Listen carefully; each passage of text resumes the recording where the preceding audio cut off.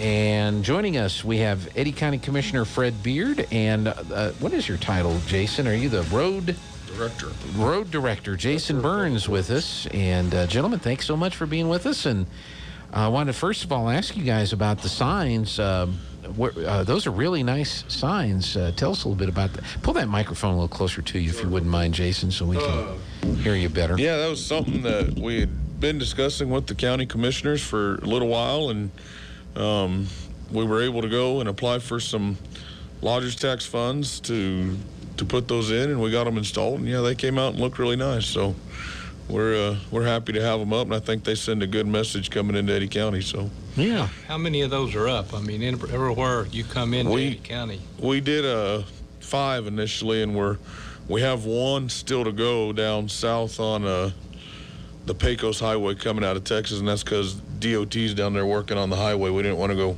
put something up in their construction project just to be in the way. So we're waiting for them to finish up a little bit of that project down south, and then we'll put that one up. But we've got 4 of them up coming in on 285 and Lovington Highway on 82, and then the El Paso Highway and Hobbs Highway is where we got them up right now. Okay. And are they all identical? Yes. Everyone's identical? Yep. And then the message on there, it says, honoring God, family, and country, Eddy County thriving with industry since 1889. What committee came up with that message? That was something we'd kind of put together and as a conceptual draft, and we took it to the commission, and they voted on. They liked the saying and the design, and go forth and conquer. So that's there what we go. did. Well, that's good. Well, those are nice signs. Although I did notice the one here north of town coming in, there's a 4-H sign behind it. You guys kind of covered up that 4-H sign. Don't tell them. When they call, we'll move it for them. I don't know if you noticed that. I didn't at first, but then I was driving up to Roswell the other day, and I thought, Yeah, we noticed. we'll get it fixed. We'll fix it. It's Well, one of those good. deals. Well, Fred, I know wanted to have you here, Jason, because we've had a lot of rain in Eddy County the last few weeks. And Finally, things have kind of greened up all over New Mexico, actually. And when the rain falls, it runs off, and when the runoff happens, it affects roads. And so you want to kind of tell us how the roads are doing? And we've gotten quite a bit of rain all over the county, everywhere. Everywhere's experienced at least some heavier, some more than others. So we really haven't, it hadn't been as bad as it's looked in the pictures and on Facebook and everything. It really hasn't been as detrimental as everyone makes it sound. Yes, there's been some damage, and on county roads, we really realized everything that we've been doing up until this point has been working. So our roads compared to previous years held up really well. We did have some spots that we washed off a little bit of pavement, or we had a little bit of washout in the bottom of the arroyos, which that's how we plan for those deals. We go put the base course or the caliche down in the bottoms, knowing that when the rainwaters come, that we're going to get to go put it back. But that's our plan with those, is to know they're going to wash out and just hurry up and go put them back, and then we'll wait again for the next one. So that's why some of those aren't. We've done a good job of getting out and getting those roads bladed back to where they're passable, and we've got some good plans to improve some of the crossings that did wash out. We've got 2 that in particularly washed out a little worse because they were kind of waiting on existing FEMA repairs, and we're going to improve those to where we hopefully don't have these problems again. So that's kind of been your whole focus since you came on with the county, was to fix the roads that were really bad shape that needed to be fixed, but then do an overall assessment of all the roads and come up with a process for the commissioners to approve to where the roads could be improved to handle some of this type of rainfall activity. Right. And that's the thing. We did come up with the assessment, and that's how we prioritized our projects over the last 2 years. And it's really seemed to work. We really put an initiative forward last year to be able to say that we've got all of our major roads, our arterials and collectors repaired to some extent, throughout the entire county. And that's the other deal. As we go and fix these roads, it's not only just putting them back to what they were, it's improving them to what we need. And that's the same point with the flood repairs that we're about to do. It's, let's not put it back to where it's still a problem. Let's improve it to where it won't be a problem in the future. And I know that's not good job security for me, but it's that's the initiative we're going to have, is let's put these things back to a state that when this happens next time, we don't have this problem again. Yeah. So what is that, Einstein's, or not Einstein's, definition of insanity? Doing the same thing over and over and expecting different results. Yeah, I think that was Lincoln. I read that. He said that on the internet, that he had said that. One of those smart guys like that, yeah. So that's what we're doing, is we're going back and putting these things back to a condition that, we won't have these issues in the future. So continually improving to get us to, that's always what I was taught when I played football, is if you go to practice, you either get better or you get worse. You don't stay the same, and that's where we're going. We're either getting better or we're getting worse. I hope getting better is very much the goal on that. Now, you mentioned some FEMA projects. Did Eddy County apply for any disaster relief money or not from this? Not for this event. Okay. We're still finalizing and closing up the flood events and projects that we had back from 2014. Those have been quite challenging to get those wrapped around because they were so extensive. And it's the process that we go through that we finally got that lined out and moving in the right direction, along with everything else that we're finally getting and coming to a close on those deals. And that's one of the things that we did not feel that this event was severe enough to require additional FEMA dollars. So we decided that we're just going to go ahead and take care of what we can with our equipment and our crews, and finish up what we got currently with FEMA from the 2014 and wait for the next one. So I bet Fred, you were kind of surprised, maybe not, that here it is 2021. So if my Iowa math is correct, that's 7 years, and they're still finishing up some FEMA-related projects from 7 years ago. That seems interesting, doesn't it?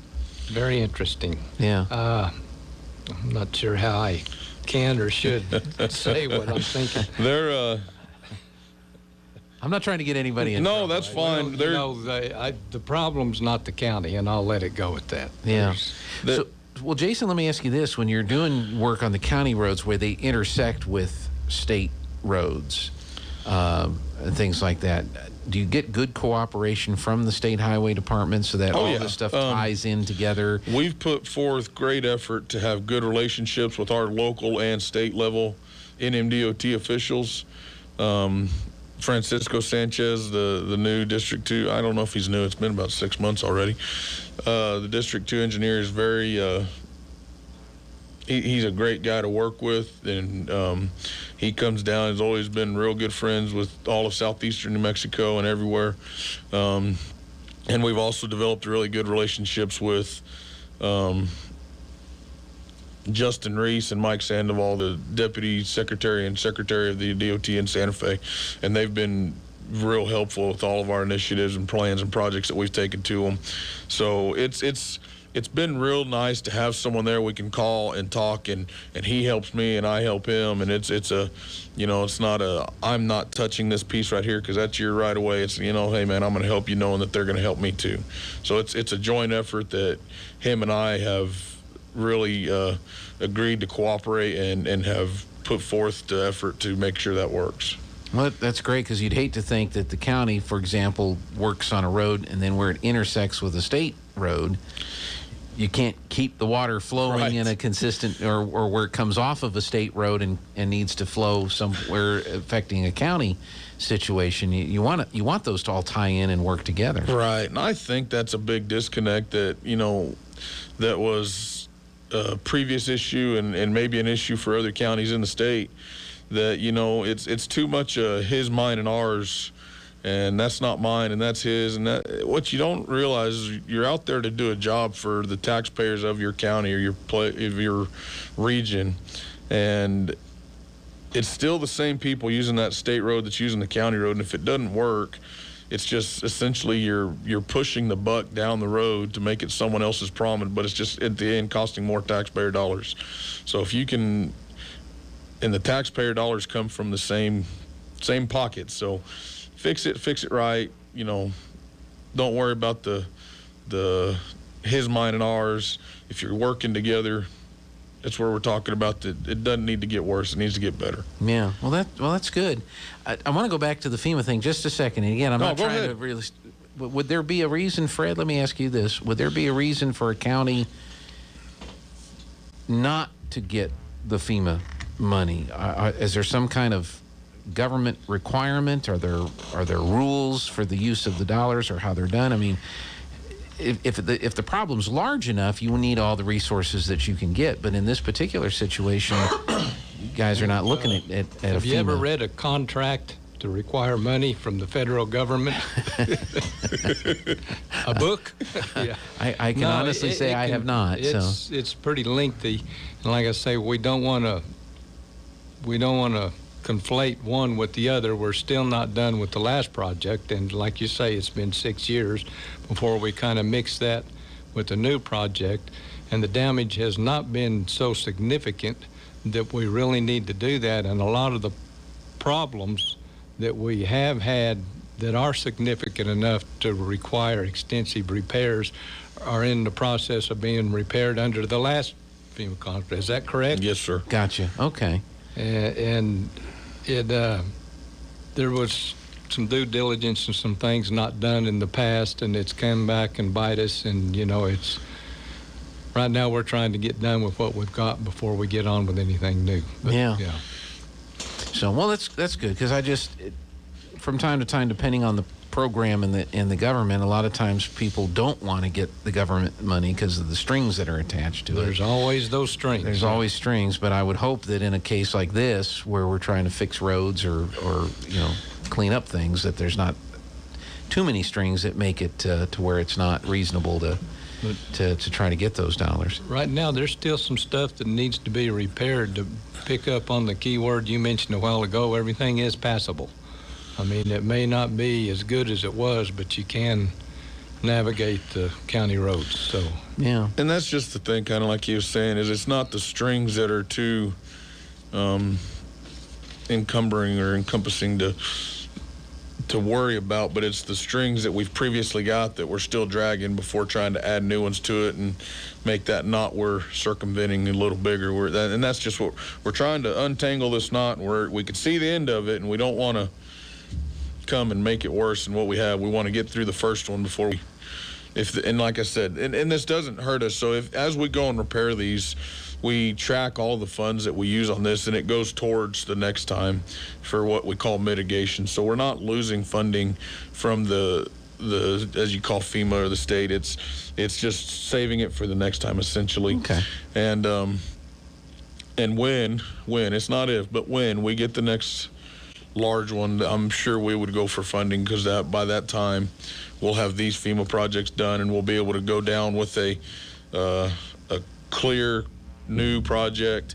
It's not confusing and convoluted with the last 6 years, and kind of like you said, it's been 6 years. This is something that needs to be done, and we need to move on to something new. Yeah, get it fixed. Yeah. How does this affect your normal schedule? Because I know you've worked really hard over the last couple of years, kind of developing a way for people to report potholes, and then you have your pothole crews that go out and your road crews. So I'm assuming when you have to pull off to do some emergency repairs like you've had to do with these storms, it probably has an impact on your regular schedule. The good thing was it really didn't start raining until it started raining literally the day as we finished our last project.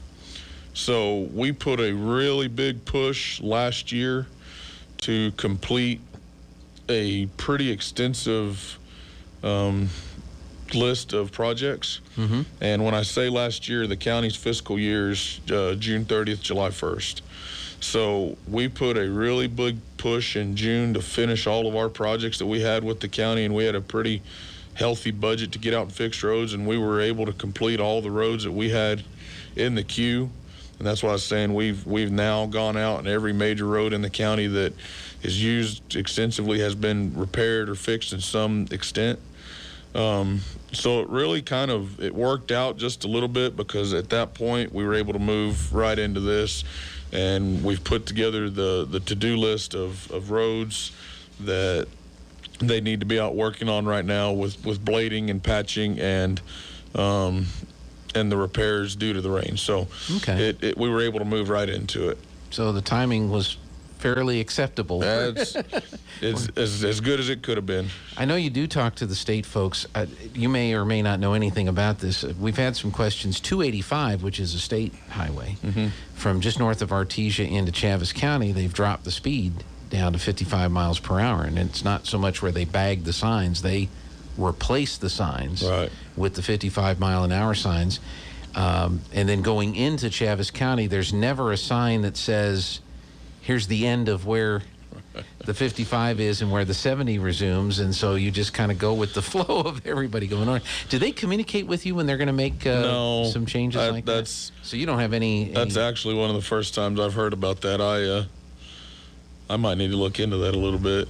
But no, I have not heard that they reduce the speed going in. I know that's always a tricky spot there going into Roswell when you come around that curve, and you just got to kind of know where it's at. Well, this is north of Artesia. Right. So it's North Eddy County into Chaves County on 285. So it's just coming out of Artesia, instead of hitting 65 and then hitting 70 when you get to the Chaves County line, it's 55 from Artesia into the Chaves County. And I know they're doing work on the road there, but... No, I would... and I know DOT's real good about... They do their traffic analyses, and they do their accident histories, and they have justified reasons for why they do things like that. So, but no, I'm not aware of. Yeah, it's kind of like the traffic stop sign on the other side of the tracks. You know, when the railroad did those at Hermosa and First over here, and I think they did it over on Ritchie. And you first come up there and you see that traffic light way away from the intersection. He goes, "Is that really for me? Am I supposed to stop here?" Well, we won't talk about the railroad and their logic and how they do things. And well, anyway, I've seen more than often, very frequently, some people look at that as a suggestion. Yeah. Okay. I haven't written down any names or license plate numbers, and because I'd have to put mine on the list. But it is kind of an interesting thing. We're going to take a break, if you guys don't mind, and we're going to come back. Fred Beard is here, County Commissioner, and the road guy, Jason Burns, and we're getting everybody up to date on what's happening here in Eddy County. So we'll be right back. Just a moment. Don't go away.